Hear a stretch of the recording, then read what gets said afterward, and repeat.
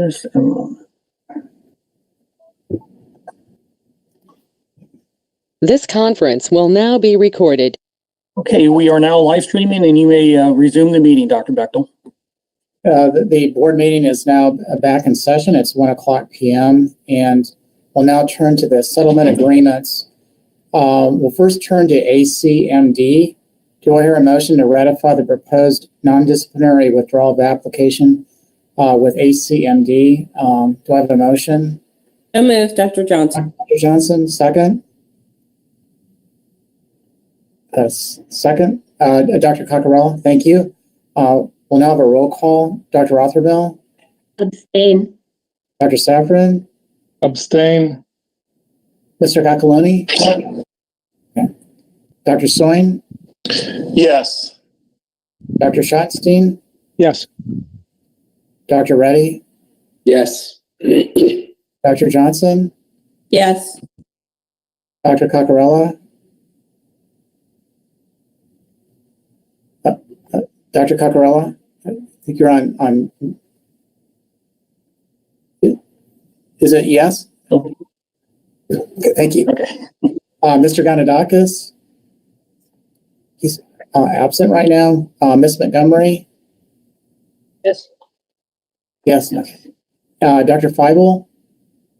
Yes. And myself, Dr. Bechtel, yes.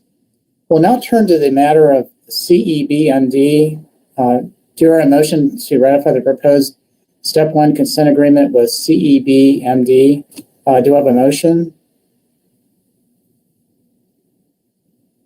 Dr. Move.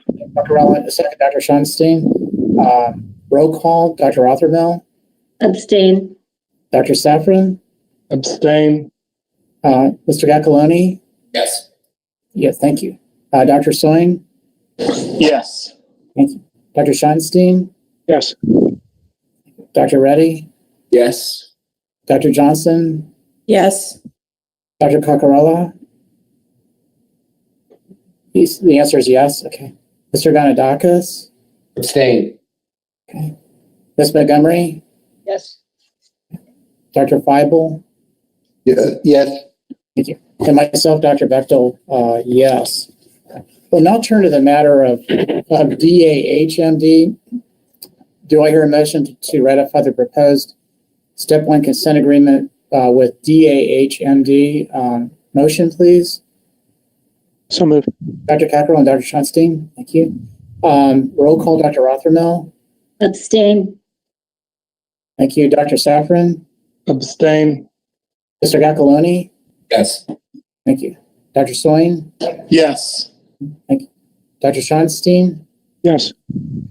Dr. Reddy. Yes. Dr. Johnson. Thank you. Dr. Coccarella. Thank you. Mr. Ganadakis. Yes. Thank you. Ms. Montgomery. Yes. Thank you. Dr. Feibel. Yes. Myself, Dr. Bechtel, yes. We'll now turn to the matter of DASMD. Do I hear a motion to ratify the proposed permanent surrender with DASMD? Do I have a motion? So moved, Dr. Johnson. And second, Dr. Johnson. Roll call, Dr. Rothermel. Abstain. Dr. Safran. Abstain. Mr. Coccoloni. Yes. Thank you. Dr. Soin. Yes. Dr. Schottenstein. Yes. Dr. Reddy. Yes. Dr. Johnson. Yes. Dr. Coccarella. Okay. Mr. Ganadakis. Yes. Ms. Montgomery. Yes. Okay. Dr. Feibel. Yes. Thank you. And Dr. Bechtel, yes. We'll now turn to the matter of DENMD. Do I hear a motion to ratify the proposed permanent surrender with DENMD? Do I have a motion? Move. Dr. Coccarella? Okay, thank you. Dr. Rothermel? Abstain. Dr. Safran? Abstain. Mr. Coccoloni? Yes. Dr. Soin? Yes. Dr. Schottenstein, Yes. Dr. Reddy, Yes. thank you. Dr. Johnson, Yes. Dr. Coccarella? Is a yes, okay. Mr. Ganadakis? Yes. Thank you. Ms. Montgomery? Dr. Feibel? Yes. Thank you. And myself, Dr. Bechtel, yes. We'll now turn to the matter of DMS MD. Do I hear a motion to ratify the proposed permanent surrender with DMS MD? Do I have a motion? So So moved, moved. Dr. Johnson. Johnson, and second, Dr. Schottenstein. Roll call, Dr. Rothermill. Abstain. Again, Dr. Safran. Abstain. Mr. Gacaloni. Yes. Good. Dr. Swain. Yes. Thank you. Dr. Schottenstein. Yes. Dr. Reddy. Yes. Dr. Johnson. Yes. No, thank you. Dr. Coccarella. Yes, thank you. Mr. Ganadakis. Yes, sir. Thank you. Ms. Montgomery. Yes. Thank you. Dr. Feibel. Yes. Thank you. And myself, Dr. Bechtel, yes.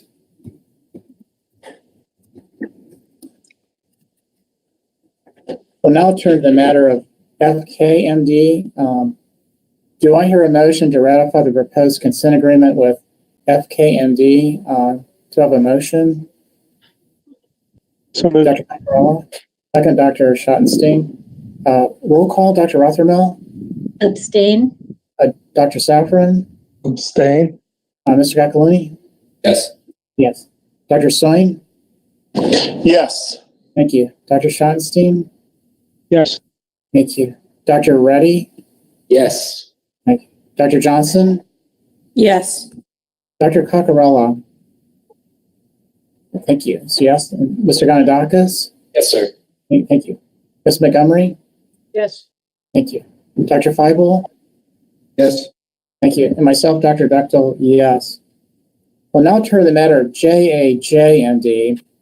And this is a motion to ratify the proposed permanent surrender with JAJMD. Do you have a motion?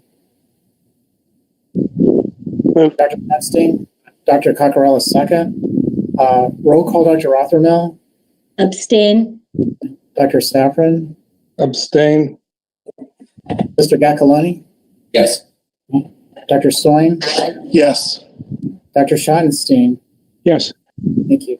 Dr. Reddy. Yes. Thank you. Dr. Johnson, Yes. Dr. Coccarella. So yes. Okay. Mr. Ganadakis. Yes. Thank you. Ms. Montgomery. Yes. Yes. Dr. Feibel. Yes. And myself, Dr. Bechtel, yes. Or I'm sorry, I have to abstain on this. I'm abstaining on JAJMD. Now we're turning to the matter of KLK RCP. And this is a motion to ratify the proposed permanent surrender with KLK RCP. Do you have a motion? So moved. Dr. Schutz? A second? So moved. Dr. Johnson, thank you. Roll call, Dr. Rothermill, Abstain. Dr. Safran, Abstain. Mr. Gacaloni. Yes. Thank you. Dr. Soin, Yes. thank you. Dr. Schottenstein, Yes. Dr. Reddy, Yes. thank you. Dr. Johnson, Yes. Dr. Coccarella, yes, thank you. Mr. Ganadakis, Yes. thank you, sir. Ms. Montgomery, Yes. thank you. Dr. Feibel, Yes. yes. And myself, Dr. Bechtel, yes. Now turn to the matter of KYMD. Do I hear a motion to ratify the proposed non-disciplinary withdrawal of application with KYMD? Do I have a motion? Motion. Dr. Funstein and Dr. Coccarella, second. Roll call, Dr. Rothermill, Yes. Dr. Safran. Yes. Thank you. Mr. Gacaloni, Yes. Dr. Soin, Yes. Dr. Schottenstein, Yes. Dr. Reddy.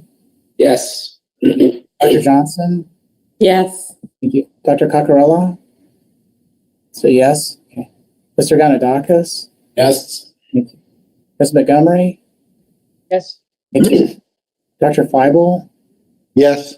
Thank you. And myself, Dr. Bechtel, yes. We'll now turn to the matter of MCWMD. Do I hear a motion to ratify the proposed Step 1 consent agreement with MCWMD? Do I have a motion? So moved. Dr. Schottenstein, second. Dr. Coccarella?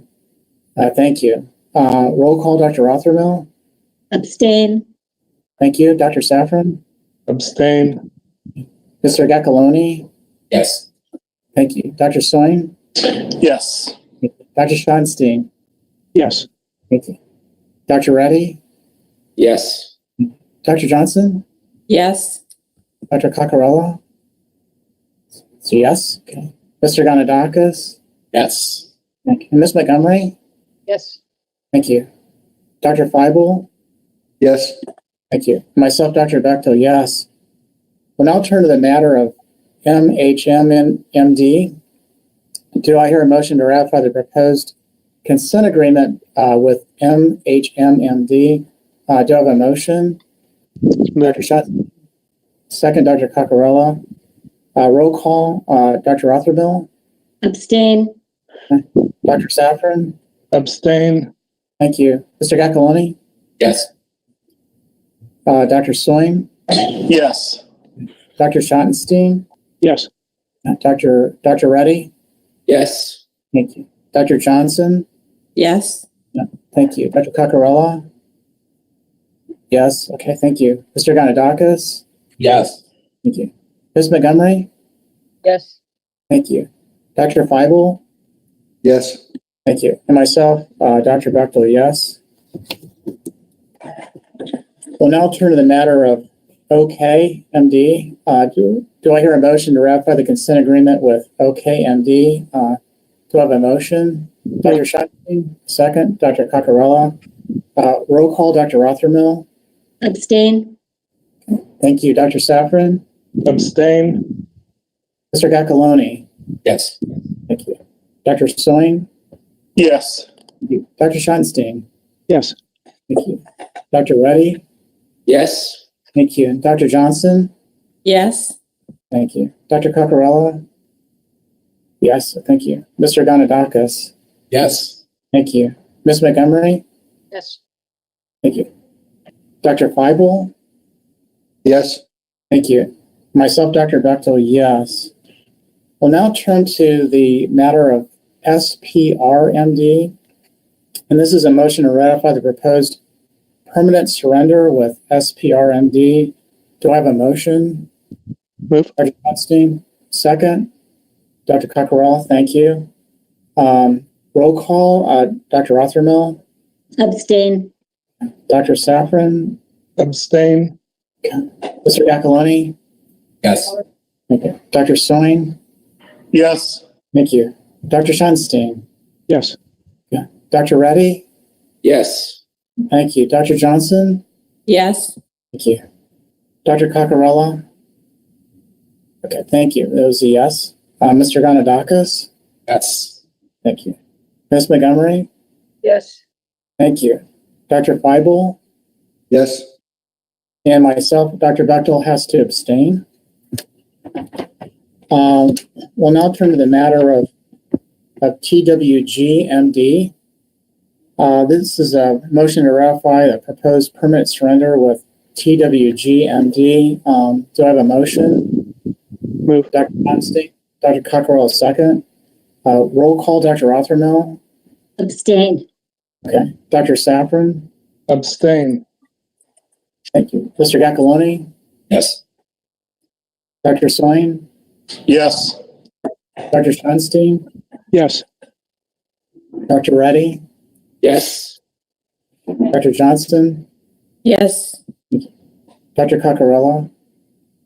Yes, thank you. Mr. Ganadakis. Yes. Ms. Montgomery. Yes. Yes, thank you. Dr. Feibel. Yes.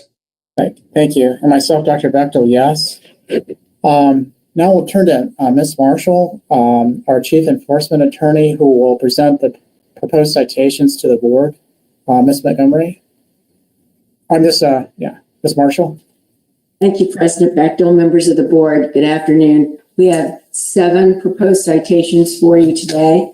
The first is to be issued to a massage therapist. It is based on allegations of false statements on license renewal and a misdemeanor conviction of moral turpitude.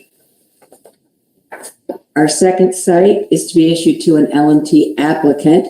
It's based on felony convictions for identity fraud and misuse of credit cards and impairment.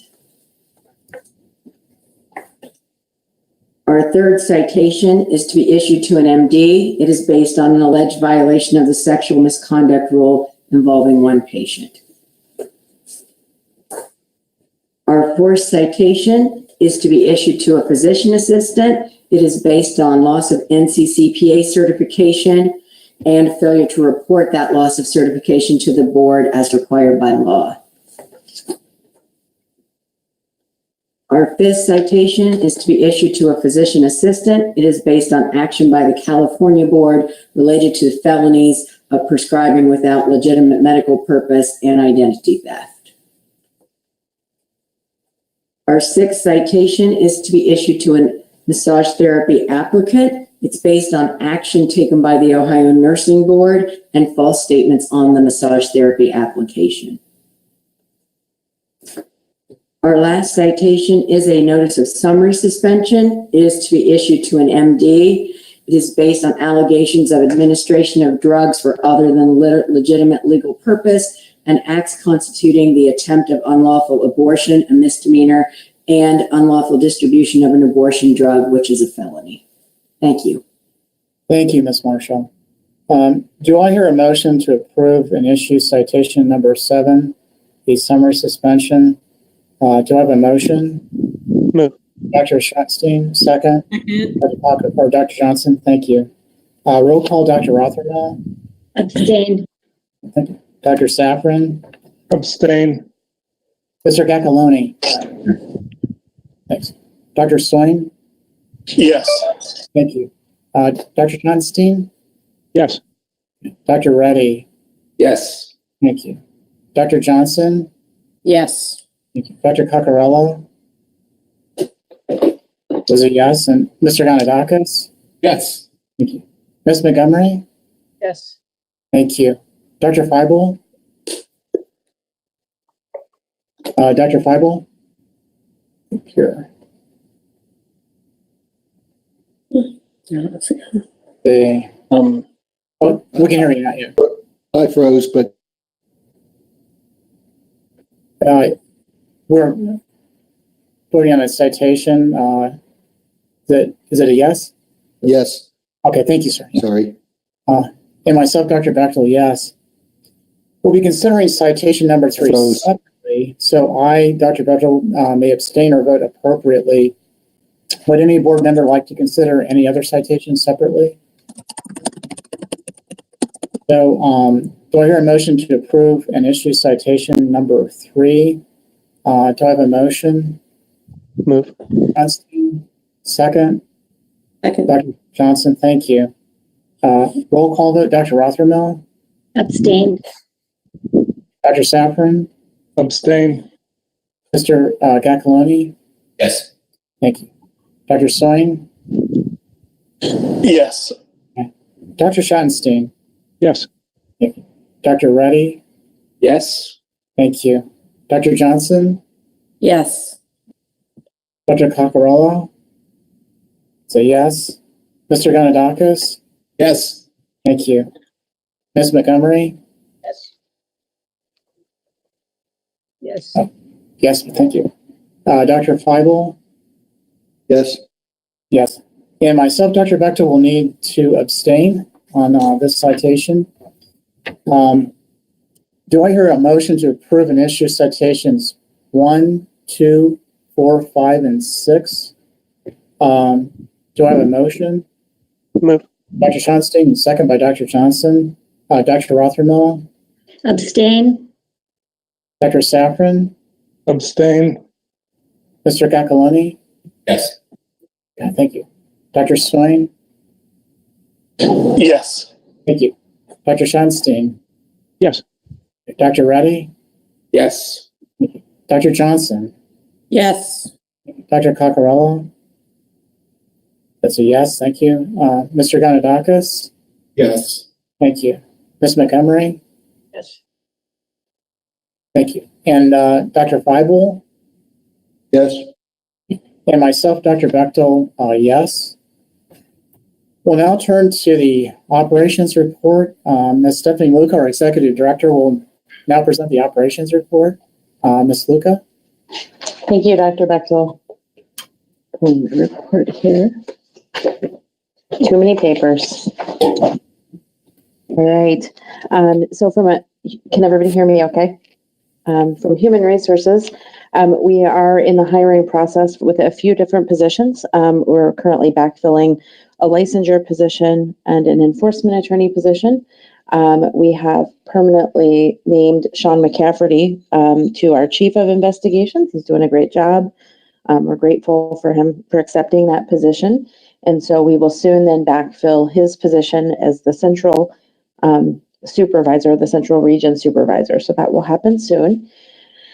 We received word since the last board meeting, quite surprisingly, I would say, that exempt employees, so for those employees who are not in the union, will be receiving a 3% wage adjustment effective April 11th. That wage adjustment was legislatively supposed to occur July 1st of 2020 and was put on pause given the economic circumstances of revenue in the state. And so we did receive that word. So it is automatic. It is not retroactive. So exempt employees will not receive that money back to July 1st. But going forward on April 11th, their salary will be adjusted as it was supposed to be on July 1st of 2020. And then that the bargaining unit employees by contract had theirs automatically occur July 1st of 2020. So this was good news for our exempt employees. From a budget update, Dr. Schottenstein will give a full financial report from a watching the dollars perspective. Our biggest concern still is with those licensees who have not yet renewed because of the delay that was granted to them in legislation. We are seeing those renewals start to come in, and we do have every expectation that by the end of the fiscal year, our finances will be where we expected them to be with renewals. And we do not have any indication that that extension of licensure renewal will occur again. In fact, we're told that it likely will not. So that's good news from our perspective as well. We've been busy legislatively working with the Senate and prepping them for what they'll see with our budget request. The budget is moving through the House Finance Committee, and then we'll go to an omnibus bill and then be voted out of the House and taken to the Senate. Senate testimony will occur likely sometime between the next 3 weeks for us. Senate Finance is having informal hearings starting this week. The House passed version or the House Finance version of the budget is status quo for us. So that's great news. They accepted what we proposed in the executive version. So we're hoping to maintain that status quo throughout the budget cycle.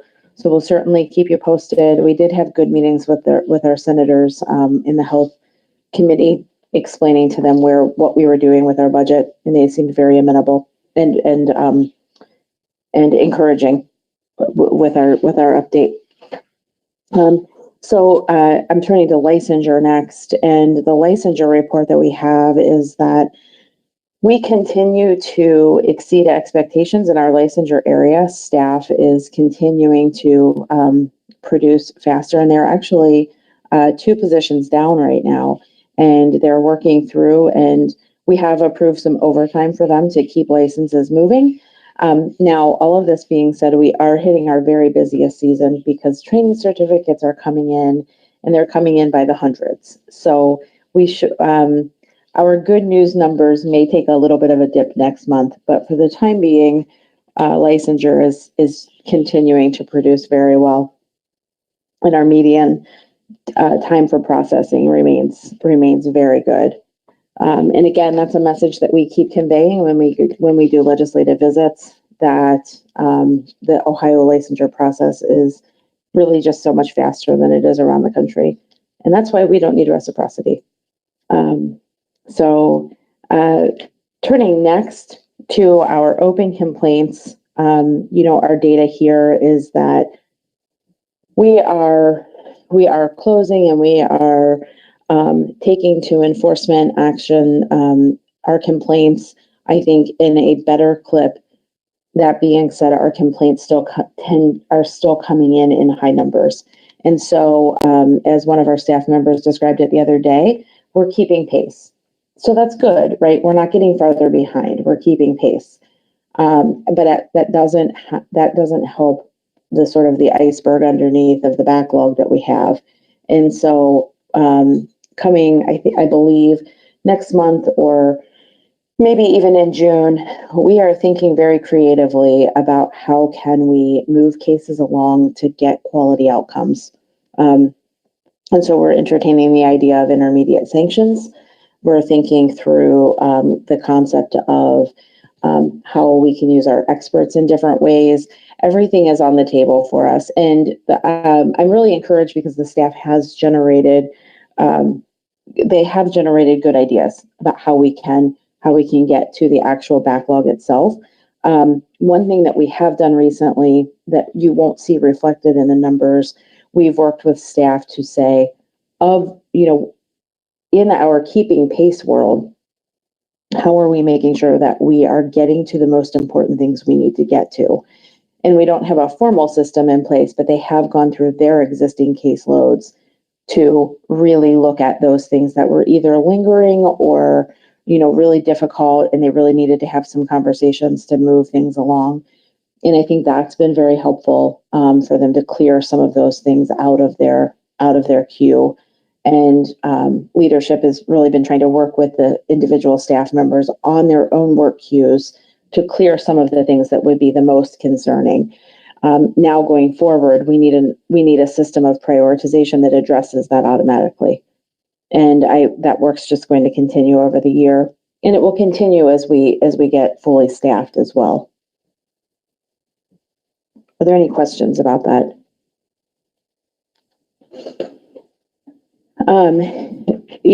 Our trend lines.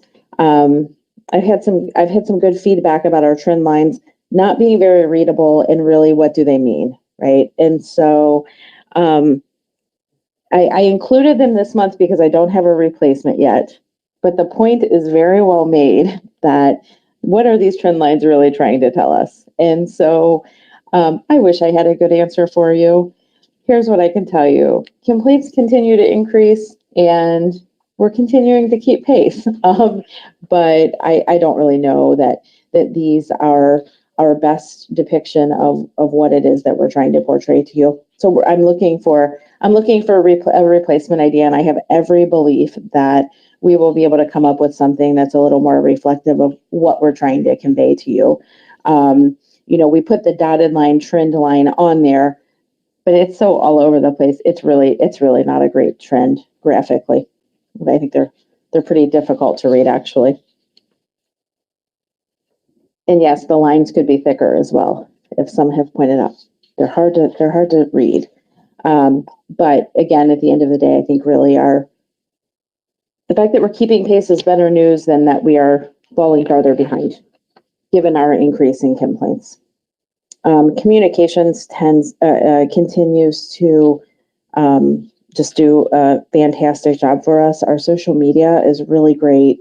It's so professional. I just, it's something I kind of overlook at times, but Julie Williams on our communication staff does our social media. She does it on LinkedIn, and she keeps our website up to date. And she's really one of the best in the game of anyone I've worked with in state government. And so I mean, she puts a really good polish on us for the public, and I think that's important. We get results from that. People contact us, people reach out to us, and I think that's a reflection of the work that communications is doing.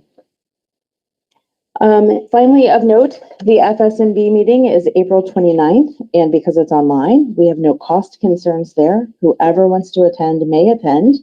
And if you want more information about that, I'm happy to provide it, but I would encourage you all to check out the agenda. And if you need links or help registering or whatever that looks like, please don't hesitate to let me know, but it's a great way to be able to attend this year without us paying for anything. That is my operations report. Thank you. Thank you, Ms. Luca. Early in the onset of the pandemic, salary increases for all exempt state employees were frozen. And exempt staff would normally have received a 3% increase on July 1st, 2020. But instead, they had a 3.8% pay cut, and this was implemented through furlough days. DAS announced last month that due to improved economic conditions in the state, the 3% increase will go into effect, as Ms. Luca stated, on April 11th. Most employees receive this increase automatically. However, in order for the executive director, Ms. Luca, to get this increase, we need a motion from the board. And as you know, she had a very outstanding performance review by our board. So I'd like to entertain a motion to approve a 3% salary increase for Stephanie Luca, executive director, to be effective April 11th, 2021. Do I have a motion? So moved. Dr. Reddy and second, Dr. Coccarella. All in favor, say aye. Aye. Aye. Aye. Opposed? The motion passes. We thank you for all your leadership, outstanding leadership, Ms. Luca. And now Ms. Anderson will discuss rules and policies. Ms. Anderson? Mr. Chairman, Dr. Chairman, do you mind if we just say a good thing about Stephanie? Absolutely. Before we move on? Yes. She earned that 3% and more. She's on duty basically 24/7. And I think most of us who have worked with her on anything realize that she has, we made a wonderful hire in Stephanie's one of the best administrators I've had occasion to work with. So congratulations, you earned that. It's too bad you had to have a cut to begin with. So congratulations. Thank you. It's my pleasure. Thank you. Ms. Anderson? Thank you.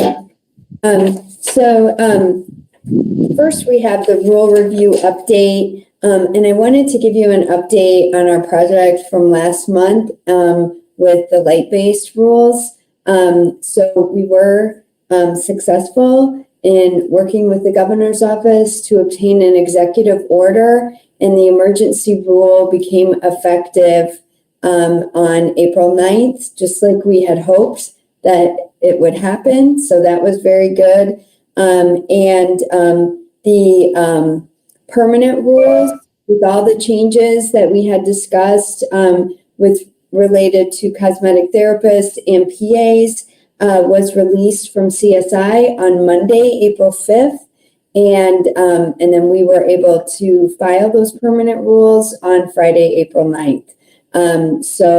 We have a rules hearing on May 17th to talk about those permanent rules. We also received from CSI 3 dietetics rules that were pending and the hearing rules. And so I was able to file those with JCAR as well, and they will be part of the May 17th hearing. So we are making good progress on those. The emergency rule will expire on August 8th. So that's kind of where we are following up from last month, but I do appreciate all of the support from the board, and we were able to meet the goals that we had set on that. I don't have anything else on the rule review update. If no one has any questions, I can move on to the next item. Would be great, yes. Okay, thank you. So the next thing is, we have the Board of Nursing Consult Agreement rules. So, you'll remember, 472939 was amended to allow PAs and nurse practitioners to also enter into consult agreements with pharmacists. So we just finished our rules for physicians, and now we'll be needing to add rules for PAs. And then the nursing board is doing rules for advanced practice nurses, and they are consulting with us on their rules. So you have their rules and you have our rules in your packet. The nursing board made a couple of changes that I'm recommending that we make as well, which is adding that the language may include the identification of the practitioner who's the primary practitioner. The nursing board felt that that would be a good thing to add for clarity, and we can do that. We're correcting a reference to paragraphs in the pharmacy board rule, which were incorrect. And so I am asking that we do that. And that we also add clinical nurse specialists to the list of practitioners who may enter into a consult agreement. It's not really necessary for our rule, but I think it's good for clarification to have all the practitioners who can do it. So those changes in 3501 are attached for you. And then you can see the nursing board's rules. In addition, the nursing board received a comment from their APRN committee dealing with the process of verifying the education and training for the pharmacists. And so we received that the day of the board meeting last month. So I wanted to have some time to review that and give that to you. And that is laid out for you in the memo. The APRN committee recommended deleting the paragraph that required the agreements to include a process to verify that the managing pharmacist met the specified criteria and for their training and education, or alternatively, to make it clear that the training and experience does not have to be verified for each consult agreement and each pharmacist. However, the language in the current rule that the medical board has and in the statute does require that prior to entering into a consult agreement, each pharmacist must have the training and experience related to the particular diagnosis for which the drug therapy is being prescribed.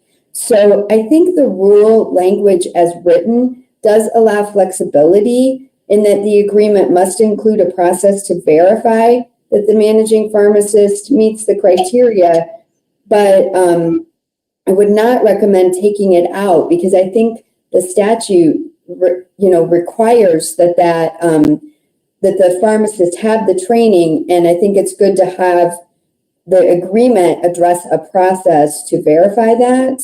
I think the rule language is as flexible as it could be because it allows, it allows that to be handled in each individual agreement. So my recommendation would be to not make those suggested changes. And I have advised the nursing board of this draft. They have seen a copy of this and to approve the amendments to our rule and approve filing with CSI to provide feedback to the Ohio Board of Nursing regarding the comment from the APRN committee, and then any other feedback that you may have on those rules. So are there any questions?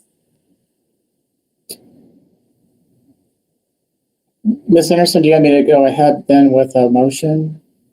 Yes, unless there are questions.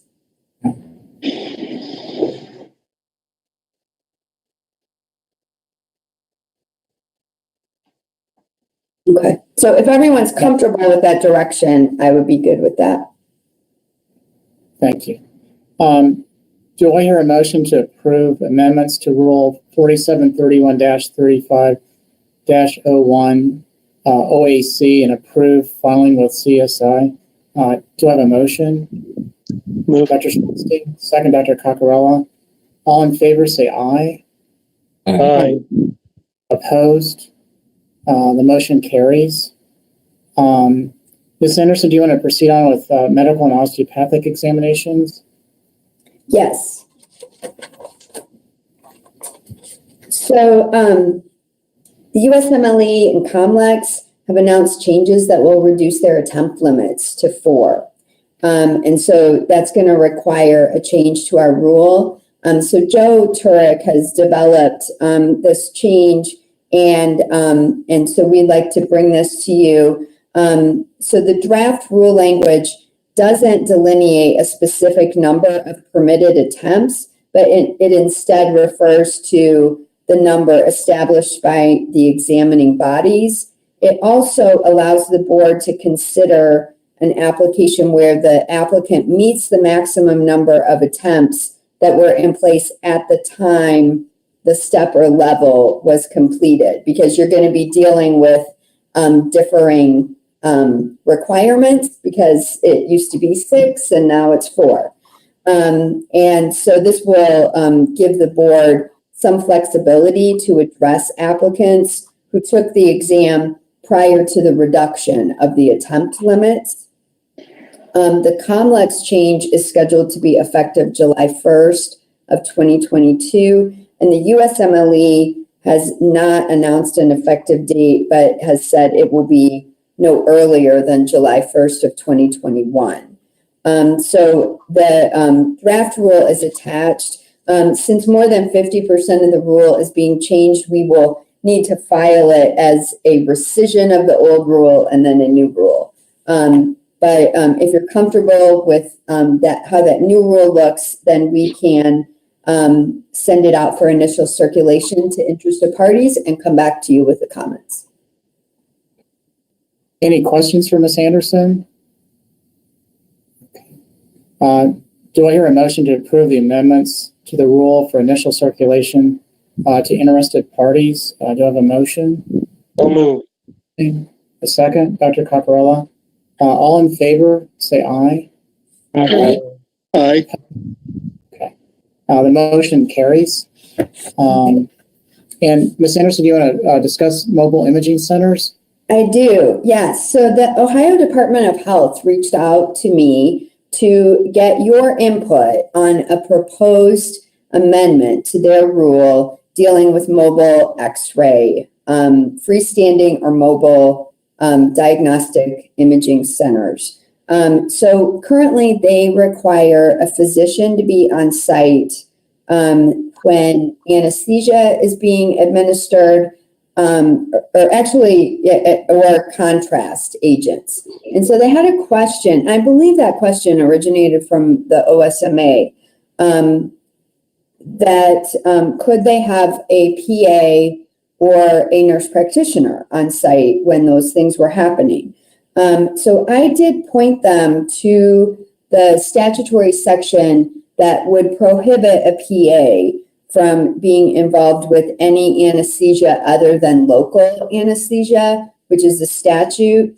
So they drafted the rule so that it would say that a physician has to be on site when there's any anesthesia other than local. A physician, a certified nurse practitioner, or a physician assistant could be on site when local anesthesia is being used or diagnostic imaging contrast agents are being administered. So I wanted to bring that to you to see if there were any concerns. I believe that they have also taken this to the nursing board to see if there were concerns with the APRNs, and I believe they have indicated no, they didn't have concerns with that draft language. I don't have any particular concerns, but I do like the draft language you have, particularly with the injection of contrast requiring supervision, because the reason why we do that is to make sure we're not intravascular, intrathecal, or intraneural, for pain injections, for example, and I'm sure it's used for similar purposes and other reasons. So I feel like you put enough guardrails around there with that draft language that I'm comfortable. Okay, thank you. All right. I don't have a particular motion here. I think I can just pass this comment along to the Ohio Department of Health as part of their rulemaking process. But it was really nice. I believe that they reached out to us on this and acted based on some of our comments. So I think that was helpful. Thank you. All right, and then I have one more item that I'd like to talk with you about. So there's a package of rules that we have at CSI. It includes our sexual misconduct rules, our delegation rules, prescribing to self and family, and then our pronouncement of death rule. And all of those rules have been at CSI for a comment period. We received only one comment.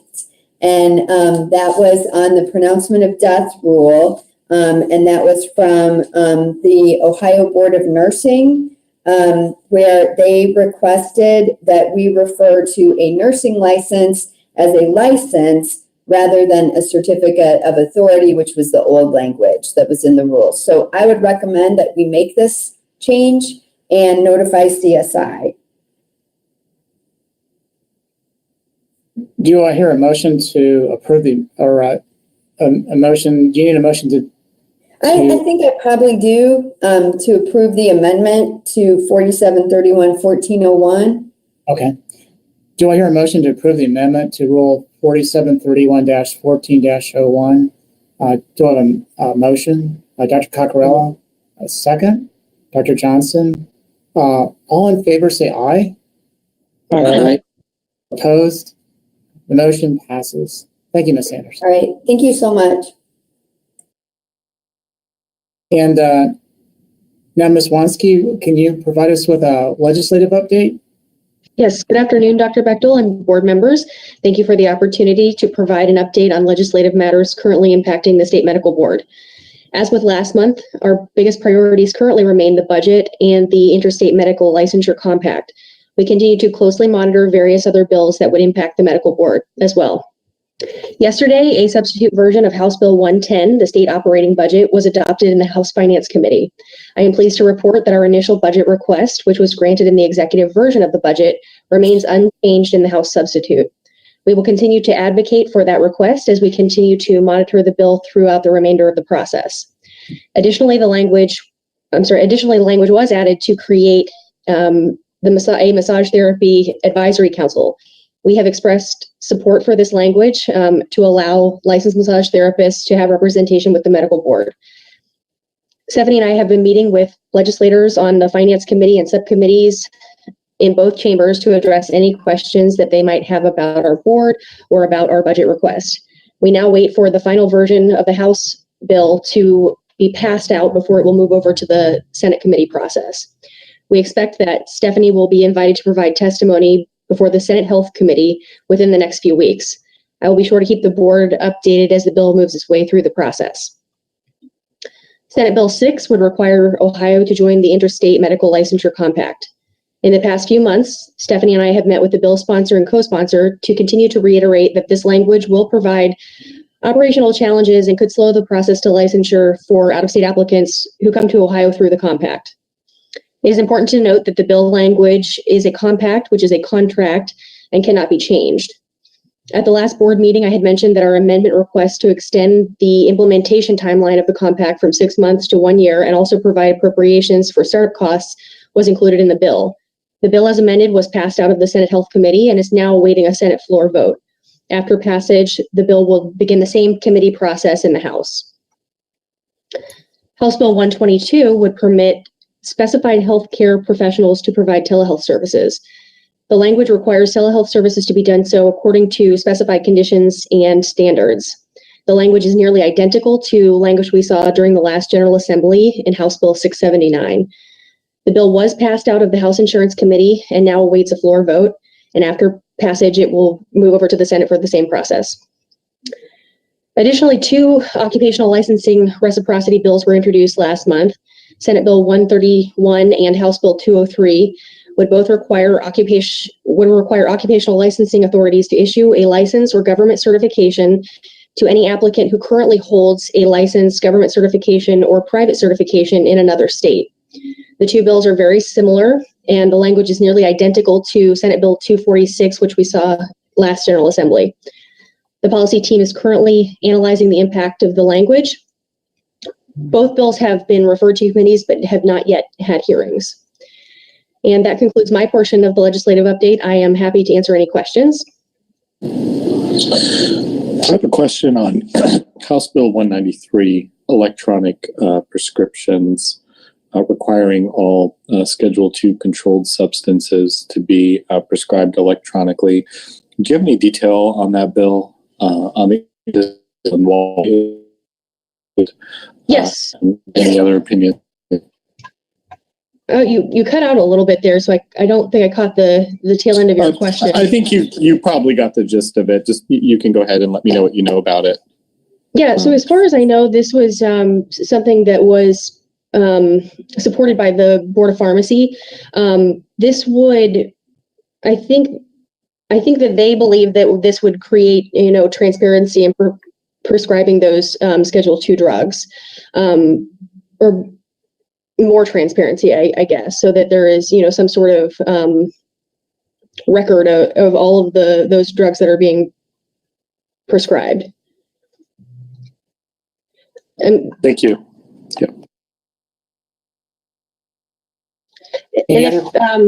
Sorry. Oh, go ahead, Ms. Wonsky. I was just going to say, unless there's other questions, I think Nate Smith has an update on House Bill 263, but I'm still open to questions. Mr. Smith, do you want to go ahead? Thank you. So just a quick update. House Bill 263 was passed at the end of last General Assembly, and I wanted to preview a topic about this that I think will be brought to the board in the next, later this spring, in the next, either in May or June. House Bill 263 requires that all licensing boards create a list of specific criminal offenses for which a conviction may disqualify an applicant from obtaining an initial license. Inclusion on this list gives the board the ability to consider the offense along with other statutory factors in determining whether to issue the license or not. Board staff have invested a substantial number of hours composing this list through research and collaborative input from board staff in all areas of the board, including investigation, enforcement, the hearing unit, licensure, as well as legal. In addition, board staff have met with the nursing board and the pharmacy board to discuss common questions and issues surrounding implementation of the bill. We look forward to bringing you a proposed disqualifying offense list for your review and approval later this spring. And the list must be published after it's approved by the board. The list must be published on the board's website by October. So just wanted to let you know that this is an issue that will be coming to. So happy to take any questions. Ms. Montgomery. Thank you. Thank you very much, Mr. Chairman. Nate, do you, when you said you worked with the nursing board and the pharmacy board on the processes, are you comparing lists that using whatever they've thought about in terms of their list to compare to see whether we could draw from that? So we're certainly kind of discussing general ideas with each other about the list. the convictions have to be related to the specific occupational licensees. So there definitely will be some convictions in common. Some things that come to mind right away would be sexually oriented offenses and offenses of violence. So we definitely have been sharing thoughts on, the substance of the list, but also, things like some of the more implementation issues around them. But yes, we've been sort of collaborating on all the facets. Thank you. Thank you, Mr. Smith. You're welcome. Any other questions? Ms. Worthen will now have you give the Physician Assistant Policy Committee report. Thank you, Dr. Bechtel. Dr. Bechtel and members of the board, the Physician Assistant Policy Committee meeting was held last Friday on April 9th, 2021. Draft minutes from the previous meeting were approved. A legislative update was provided. Chief Legal Counsel Kimberly Anderson reviewed 4 documents with the committee, including the light-based medical device rules, consult agreement rules, and rules pending with the state's Common Sense Initiative. She also gave them a list of all pending rules that the medical board has. There was some discussion regarding the light-based medical rules, asking for a couple of words of clarification. Ms. Anderson did then let the committee know if they had any other concerns to make sure that they emailed her, because we're getting ready to go into a comment period here. And we did inform them that there was going to be a hearing on the light-based rules and that they were welcome to attend or supply information for that meeting. The next meeting of the Physician Assistant Policy Committee is scheduled to be held on July 9th, and that includes the update on the Physician Assistant Policy Committee. Any questions?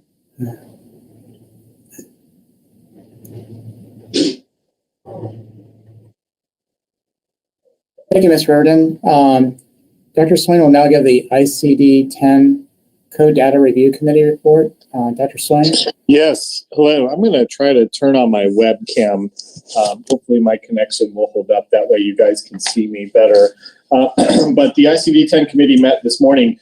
There's a new tool that they're working on, and a prescriber resource website update. And it's got things like descriptions about ORs, links to various laws and explanations, etc. It's not exactly live yet. It's sort of, being tested. But really the goal is to use it as a tool to utilize for prescriber education. Right now, the data is very linear in terms of just numbers and diagnoses. What they're trying to do is make it more graphical and more user-friendly. There was some debate today about potentially having a video that sort of explains how to interpret the data.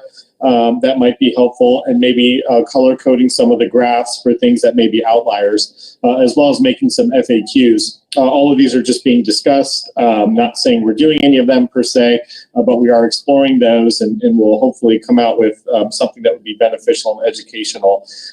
Just some action items that are going to occur before the next meeting. Going to work and connect with the pharmacy board just to make sure that we have accurate data and what that piece looks like, just to ensure that the data exchange of the data that we do distribute is as accurate as we can have it. And then additionally, all those other items that that I discussed about making it more user-friendly. Additionally, the members of the committee will have an opportunity to play through the sample website to kind of look at it and see. And one thing in particular was suggested was to perhaps reach out to prescribers of medications to see if this interface accurately reflects what they're doing. And then a final thing was a discussion about a concern brought up about how just looking at the data, glancing at it, that we saw that it seems that some of the acute pain rules may not have been followed as rigorously as we would like. It's tough to say because we were just looking very rapidly on that, but it did bring forward a discussion that perhaps we should use this as an opportunity to help educate practitioners about the acute pain prescribing rules to see if we can improve, and to try to limit prescriptions for things that are clearly an acute diagnosis to 1 week, as is by rule at the moment. And that concludes my report. Thank you, Dr. Song. Dr. Feibel, did you want to comment any on that too? We had a lot of comments on the ICD discussion. Well, I think Dr. Soin did a great job. Thank you. Okay, thank you very much. Thanks. Well, again, thank you, Dr. Soin. And next, Ms. Montgomery, will have you give the Compliance Committee report. Thank you very much. We, as the Compliance Committee last board meeting was cut off because we were having the technology issues. We all got thrown off the system. So we circled around to talk just generally a little bit about what we did last month. But generally speaking, specifically, we were looking at, as you'll recall, the MAC group wanted us to look at our questions on our applications. The committee, the staff has done a really nice job of looking through that. We had a very, I think, a very robust discussion about it last time, and this time also and we will continue some considering the wordsmithing on before we present it to you in the board on the last in the last board meeting. We do have a proposal, as we talked about last time, to exempt legislatively from public records or seek exemption from the public records laws. The language, the responses to the questions and the responses to the questions on the applications concerning mental health, medical conditions. And that's still going to be wordsmith, and we'll bring it back to you next time. The other thing we looked at was, as you recall, we were talking about solidifying, being able to have two tiers of evaluations, some for 72 hours and some for outpatient, depending upon the licensee. It's the license holder and what the license is. That is being again worked on because in discussions with OPHP, we wanted to align some of our rules with some of the treatment which is being followed, which are not necessarily aligned with the rules. And I think OPHP has added some additional information that it would like to add, changes that it would like to have added to our rules, and we're working on that as we speak. And we will bring those all back to you in the next board meeting. Thank you. That concludes my report. Ms. Montgomery, do you have any motions you need to put forward, or is that? Well, we were going to have approve the rules, but those are being, unless Stephanie, I am in error on this, those will be done. They will be brought to you next board meeting. That's right. We might have some treatment. I can't hear you, hon. I can't hear you. We have some treatment provider applications, I believe we need. Oh, I'm sorry. I skipped right over that because we have some treatment provider. It's my third page. I just didn't flip the page. We also have two treatment provider applications. One for Lakeview Health Systems out of Jacksonville, Florida, and we also have one for Tri-Health Bethesda Alcohol and Drug Treatment Centers out of Cincinnati. Both have been reviewed and found to be appropriate for approval. So we would ask the board to approve the applications for those two providers, and would entertain a motion to, I would move that both Lakeview Health Systems as well as Tri-Health Bethesda Alcohol and Drug Treatment Centers be approved for appropriate treatment, to be appropriate treatment centers. So moved.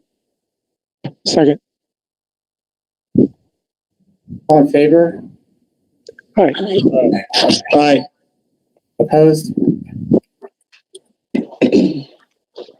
Thank you, Ms. Montgomery. And next, Dr. Schonstein will give the Fsmb Recommendations Review Committee report. Dr. Schonstein.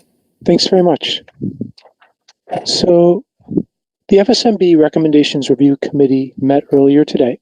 We discussed our vision and our goals regarding the establishment of a Quality Assurance Committee. We reviewed that the Governor's Working Group recommended that we implement a practice of quality assurance to ensure that sexual misconduct complaints are being appropriately managed.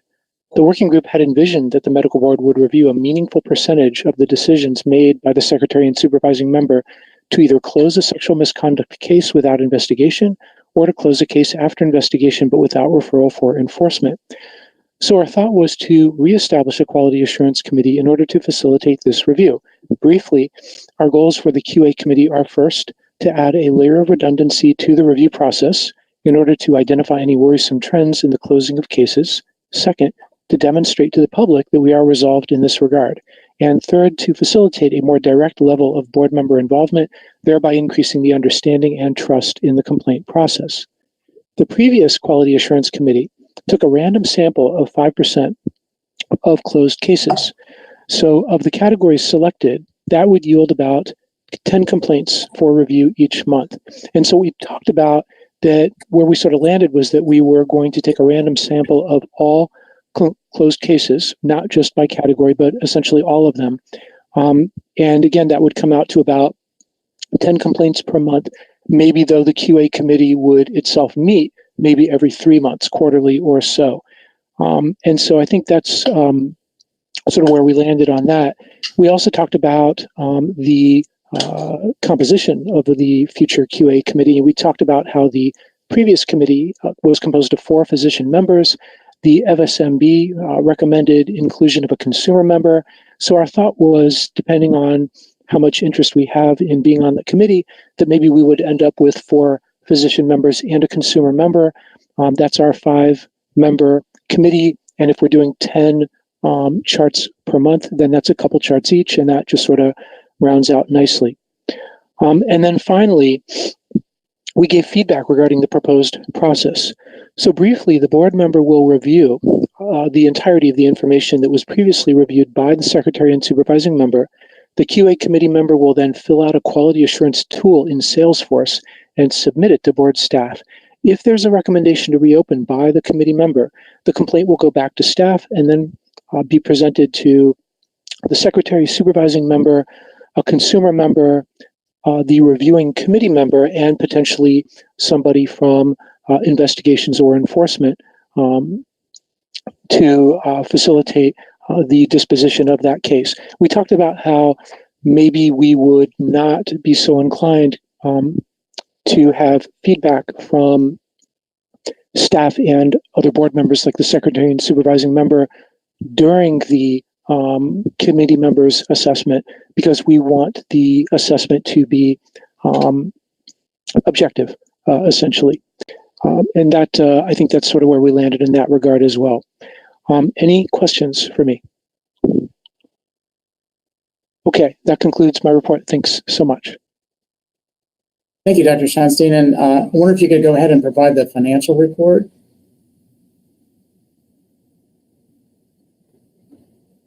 Hi again. So looking at our fiscal update for February 2021, revenue was $379,169. This represents a decrease in revenue that is a function of our licensees delaying their renewal of their licenses due to the deadline extension.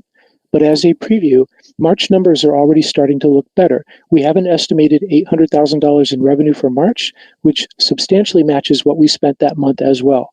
So the bad news is that our revenue is down. The good news is that it is expected and should likely be rectified as we approach the end of the fiscal year and our licensees start to renew again. You may note that our February cash balance is substantially down from January at $5,228,386, but that is still high by historical comparison. With regard to our spending, the yearly e-license invoice from DAS for $333,000 just posted in February, combined with a drop in revenue because of the licensure renewal deadline delay, this contributed to the negative impact on our cash balance. Payroll and other spending are otherwise consistent. We received $19,000 in disciplinary fines in February. Any questions about fiscal matters? Okay, we have 3 orders of new business. The first order of new business is regarding a nurse reviewer contract. The Standards Review Unit currently consists of 2 nurse reviewer positions, one of which recently became vacant. The unit supervisor, Brandy Dorsey, is currently assessing the volume and type of work done by the staff prior to making a determination regarding backfilling that vacancy to see if any restructuring would be beneficial. As a temporary measure, in order to avoid a backlog of case reviews in the unit, the board has entered into a contract with Jack Holdford, an RN formerly employed with the board as a case reviewer. The hourly rate for this review work is $29.16, which is equal to the starting base pay of a nurse reviewer. The terms require 15 to 30 hours per week, extending through the remainder of the fiscal year, and that expires June 30th, 2021. Since this contract could have the potential of exceeding $10,000, and in fact would approximate $12,000 if the full 30 hours worked is worked each week. The contract was brought to the Finance Committee for approval. The Finance Committee did approve the nurse reviewer contract earlier today. Is there any discussion? Okay. May I have a motion, please, that the board approve the contract with Jack Holdford for a maximum of $12,000 to perform case reviews during April through June 2021? Motion, please. So moved. Mr. Ganadakis, thank you so much. Is there a second? Second. Dr. Safran, thank you so much. All in favor, aye? Aye.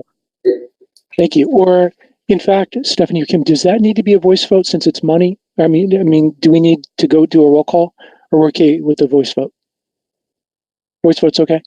Okay. We're okay with the voice vote, All right. Just checking. Thanks. not licensure or discipline. Right. Our second order of new business is regarding an Attorney General MOU. The board currently utilizes 2 to 3 assistant attorney generals who provide legal services on a rotating basis.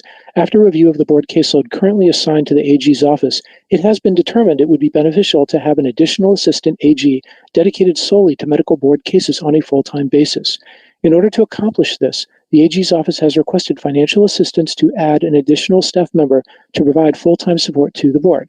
The executive director is seeking approval to enter into a memorandum of understanding, or MOU, with the Attorney General's office to hire an additional attorney to be assigned solely to medical board work, in addition to the support currently being provided.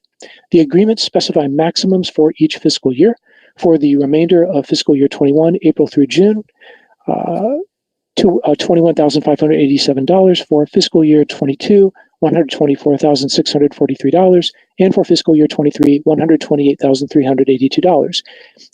A motion to this effect was conditionally approved in Finance Committee earlier today.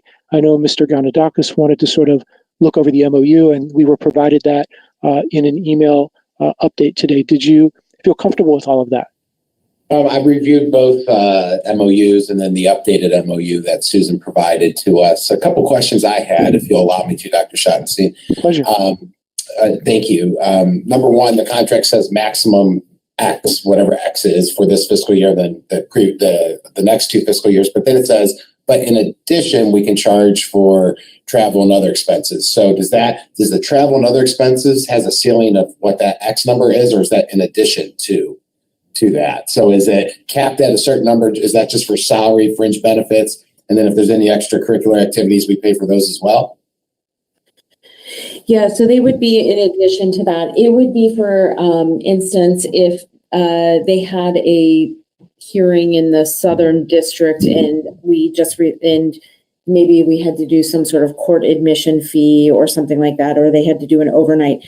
In my time at least, we haven't had to pay for any of those travel costs. Additionally, I think that's part of their standard MOU template, because some of the AAGs who are funded actually do work in different parts of the state and they do travel. So I think that that's probably relative to that travel expense.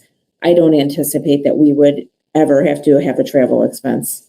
Okay, thank you, Stephanie. And an additional follow-up, Dr. Schottenstein? Pleasure. Earlier this morning, we learned of some realignment taking place with the Attorney General's staff dedicated to us. Is what we're going to vote on today because of that, or is this in addition to, or is there going to be an additional MOU now because we have a realignment? Or I would like to know the timeline of where we're going with this. Right. Great question. So we started down the MOU path before Ms. Pelfrey made a career choice. And so the MOU is worded as such that the existing funding will continue for the 3 that we already have or their replacements. And then this additional funding is for a fourth resource. So it does not change. Now, if, just putting my HR hat back on, maybe they'll be looking for two people at the same time that they're looking for this new person. One is a replacement for Ms. Pelfrey, but it doesn't change what our intent is with this, for an additional resource. And then my last question would be if Ms. Pelfrey's replacement comes in at a reduced salary to whatever her current salary is, of course, I do not know that, nor do I care to know that. Would that adjust our overall financial commitment for that specific slot? I would guess probably not, but that's something we can follow up on. Okay. Thank you for your questions. Are there any other questions? Ms. Montgomery. You're on mute. Just a question on this new Attorney General will be solely focused, only sourced for us. Right. Our other AGs are not solely sourced, correct? Well, we are uniquely positioned in that we tend, I do believe with Kyle, he is solely sourced for us, and that's a courtesy of the AG's office. Emily and Mindy spend a significant amount, if not all of their time. I know Emily does have a few other clients. I'm not sure if Mindy has been able to keep any other clients, but they are, I believe they are giving us almost sole sourcing for those three resources. And I would say that in my experience is that that's rather unique that we have dedicated resources. Well, I guess my question is what does our contract with them say? I mean, does this make a distinction? Yes. With this newbie, and they know that makes a distinction, right? Yes. They're well aware that we are desperately in need of full-time. Yes. And they recognize that need, and the contract in the MOU language was amended today to specify that was it, that this resource is in addition to existing resources. And they know our intent on that, and they agree with our intent on that. Mr. Galadakis. I promise, last one. Ms. Luca, if possible, could you provide to board members what our fiscal annual spend is for Attorney General resources when you get a chance? Nothing oppressing, just out of curiosity, what we spend on a fiscal basis for Attorney General representation. Sure. To my knowledge, we don't spend anything for the current ones. Okay, thank you, Susan. This is the only, yes. Yeah, this is it. This will be our only expense. And so really it's, this happened, around the state, and I may get some of my history wrong, but it's been 7 or 8 years. There were some discussions with different agencies with the AG's office to say, frankly, you have a duty to represent us. We're not paying for this anymore. In some agencies, we used to pay for resources, and however that all got worked out with budgeting and revenue funding, through the budget process, I don't know. But where it landed was that we have 3 resources we don't pay for. I can tell you, I don't think that it's consistent across agencies. We know other boards that pay for all of their AG resources. So we don't pay for 3, and then this would be that additional ask of them. Thank you. We can get more background on that too. We'll pull that information together when all that kind of transpired. Thank you so much, Mr. Giacalone. Yeah, Stephanie, for what it's worth, when I was on the pharmacy board, they did do a dedicated resource and they paid for that. I don't know if they still do. Second, the comment, you said that you think Mindy isn't dedicated to us, that she does other work. She is. Emily's still on the phone. Emily may be able to answer that for us, but I know at one point in time she had one time. She's dedicated, Emily, to us. No, both Mindy and I had smaller boards, but the bulk of our work came from the medical board. But sometimes the smaller boards that don't have in-house legal counsel, we would act as counsel for them in the 119 capacity. But I would say probably 90% of the work that Mindy and I had came from the medical board. I guess my one comment then is if we're going to pay for a dedicated resource, why don't we move Mindy to that dedicated resource and get the other person to split time at another board and us? I mean, Mindy already knows what she's doing. I mean, she's excellent. Why not have her 100%? Well, we have that built in that she would stay as an existing resource. No, but you're talking about, I thought this position would be 100% dedicated. She's a part-timer. Oh, So she is. even if you Okay. Didn't know that. Okay, so she's not full time. Okay, never mind. Okay. But I will say with the part-time, I think if that's something that you were interested in to look into, Mindy, I think that I certainly would pose that to her. I think that would be a good addition, and to give her that opportunity to make that decision if it's not something built into the contract. I mean, her getting up to speed would be 0. We know what she can do. It seems like it's almost a no-brainer if we can get her. I don't know. Again, that's your call, Stephanie. It's just, I'll have some conversations with the section chief and see what the plans are. Thank you all so much. Any further discussion? Okay, I'll ask for a motion then, please, that the board approve the executive director entering into an MOU with the Attorney General's office not to exceed $21,587 in fiscal year 21, $124,643 in fiscal year 22, and $128,382 in fiscal year 23 for the purpose of acquiring one additional full-time assistant AG dedicated to medical board cases. Motion, please. So moved. Dr. Safran? And it looks like Dr. Cagarella. Thanks very kindly. All in favor, aye? Aye. Thank you so much. Finally, our third order of new business is regarding a special counsel assignment. Beginning in December 2019, Schumacher, Lupin, Kendrick was appointed as a special counsel to defend the State Medical Board of Ohio in responding to subpoenas ducus tecum and subpoenas for deposition issued in opioid-related lawsuits, including the multi-district litigation in federal court in the Northern District of Ohio and litigation filed against pharmaceutical manufacturers and distributors in Ross and Madison counties. The opioid litigation is ongoing. The board previously approved $49,500 for fiscal year 21, but due to the ongoing work in this case is now anticipating an additional $40,000 will be billable in this fiscal year. The AG's office will be requesting controlling board approval of these additional expenditures at its April 19th, 2021 meeting. The Finance Committee approved a motion to this effect earlier today. Is there any discussion? Okay, I'll ask for a motion then, please, that the board approve additional funding of up to $40,000 for outside counsel Schumacher, Lupin, Kendrick to continue work on the opioid litigation during fiscal year 21. Motion, please. So moved. Dr. Safran, thanks. Oh, it looks like Dr. Cockrell is trying to second. Aye. All in favor, aye? Aye. Aye. Thank you so much. That concludes my report. Thanks, everybody. Thank you, Dr. Scheinstein. And now Dr. Safran will address the licensure committee business. Thank you, Dr. Bechtel. Today for board consideration, we have 4 licensure requests.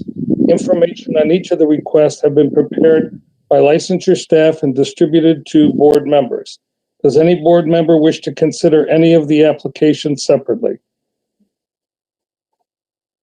Do I hear a motion to approve the licensure staff recommendations for the requests of Dawn Tomko, RCP, Jocelyn Starner, MT, Julie Branham, LD, and Lucinda Feller, RCP? So moved. Second. Dr. Bethemel and Dr. Schottenstein.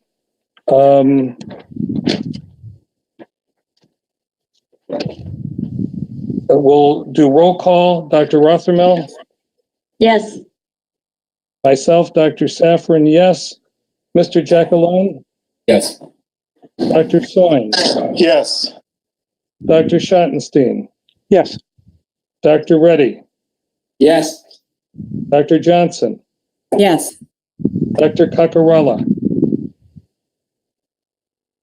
Yes, okay. Mr. Ganadakis? Yes, sir. Miss Montgomery? Yes. Dr. Feibel? Yes. And Dr. Bechtel? Yes. Thank you all. This concludes the report from the Licensure Committee. Thank you, Dr. Safran. Next on the agenda, please turn to the medical marijuana committee reports and the petitions.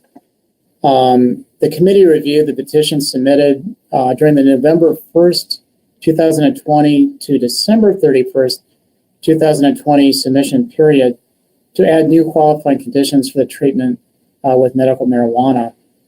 And the petitions, as we discussed in the past, are classified into the following categories as listed in the board meeting materials that you have. Category 1 included petitions that failed to meet the statutory rule requirements, which are very straightforward. The committee has recommended rejecting these petitions and sending rejection letters to the petitioners. 16 petitions were included in this category. Category 2 is for petitions that appear to be close to meeting the requirements, but were missing minor details and needed administrative follow-up, but none of the petitions really met these criteria. Category 3 include petitions that failed to meet the statutory and rule requirements. However, the petitions were submitted for conditions which may already be covered under the current list of approved conditions, and the committee has recommended rejecting these petitions and sending the petitioners a rejection letter with information directing them to current list of approved conditions. And 6 petitions would be included in this category 3. Category 4 included petitions that met the statutory and rule requirements to qualify for board review. And these included restless leg syndrome, Huntington's disease, spasticity, and terminal illness is where we are finding an expert witness. We've identified one. And then the board will work as its own expert on autism spectrum disorder and panic disorder with agoraphobia. And so these petitions met the statutory and rule requirements to qualify for board review, and the committee approved these petitions to move forward with further review, as I've mentioned, and 8 petitions were included in this category. Do I hear a motion to approve the committee's recommendations and reject the petitions in category 1 as listed in the board materials, and sending rejection letters to the petitioners, and reject petitions in category 3 as listed in the board materials, and sending these petitioners a rejection letter and information directing them to the current list of approved conditions? Do I have a motion? Move. Dr. Schonstein, and a second by Dr. Coccarella. All in favor? Aye. Aye. Aye. Okay. Abstain. Okay. Now we'll turn to compliance. Next on the agenda is our compliance section. Do I hear a motion to approve the compliance staff's reports of conferences for March 8th and 9th of 2021? Do I have a motion? May I jump in? Yes. If you'd be so kind, regarding one report in particular Yes, that I just wanted to speak to.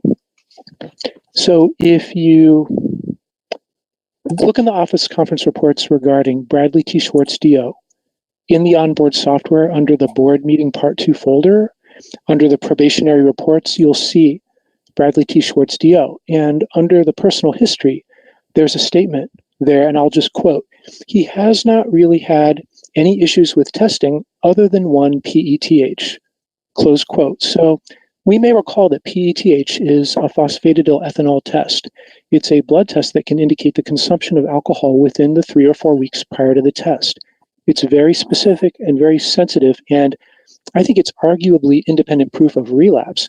And so I was puzzled by that statement in the probationary report, because it sort of sounded like saying he hasn't really had any issues with testing other than the one test that showed, relapse on alcohol.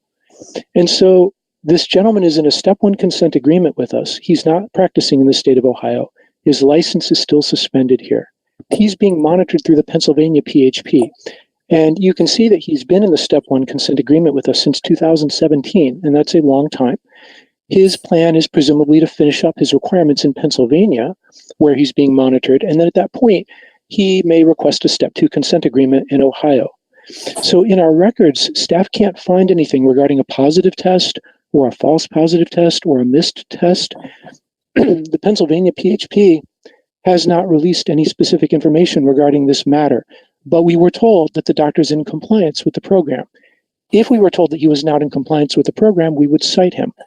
So it's a bit of a mystery in terms of the nature of this reference to the phosphatidyl ethanol test. I don't know that there's urgency to this matter because, again, he doesn't practice in Ohio, but I thought I should bring it to your attention and also just see if staff has, any feedback for us, please. Thank you. Any input from the compliance section? Okay. Well, if ever, we solve that mystery, I'd be grateful to have feedback about it because it concerned me. Certainly if there was a positive test, that would really be important for us to know about. So thanks for taking your time with me about that. Any other concerns expressed in conjunction with Dr. Schottenstein?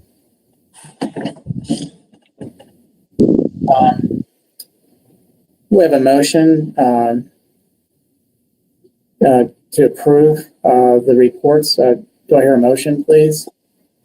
Move. Second? Dr. Coccarella? Okay. All in favor, say aye. Aye. Aye. Opposed?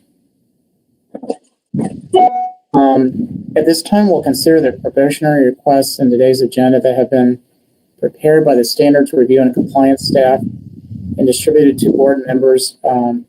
Before asking for a motion, does any board member wish to consider a probationary request separately? Any? Do I hear a motion to approve the secretary and supervising members' recommendation for probationary requests? Have a motion? Move. Dr. Einstein, second. Dr. Coccarella. We have a motion and a second. We'll have a roll call vote now. Dr. Rothermel. Abstain. Okay. Dr. Safran. Abstain. Sir Gacalone. Yes. Okay. Dr. Soin. Yes. Dr. Scheinstein. Yes. Dr. Reddy. Yes. Dr. Johnson. Yes. Dr. Coccarella. Yes. Okay. Mr. Vanadakis. Yes. Thank you. Ms. Montgomery. Yes. Dr. Feibel. Yes. And myself, Dr. Bechtel, yes. I'm sorry, Dr. Bechtel, would you abstaining on that vote? And also abstain, yes. Thank you. Thank you. So that concludes the April 14th, 2021 meeting of the State Medical Board of Ohio. Do I hear a motion to adjourn? So moved. Dr. Coccarella. All in favor, say aye. Aye. Aye. Opposed? Okay. The time is now 2:30. This conference is no longer being recorded. Thank you so much. Hey, Dr. Bechtel, can you stay on for 1 second? Yes. Really quickly. Aye. Bye, everybody. Great to see you. Bye. Thank you, everyone. Actually, Dr. Safran, if you're on, you can stay on too. It's about FPMB. Okay. Nothing exciting. Stephanie, I can leave if you like, Stephanie. Of course, I would end the meeting. Can I make you an organizer? For this, it's just really quick. It's no problem. Okay. We've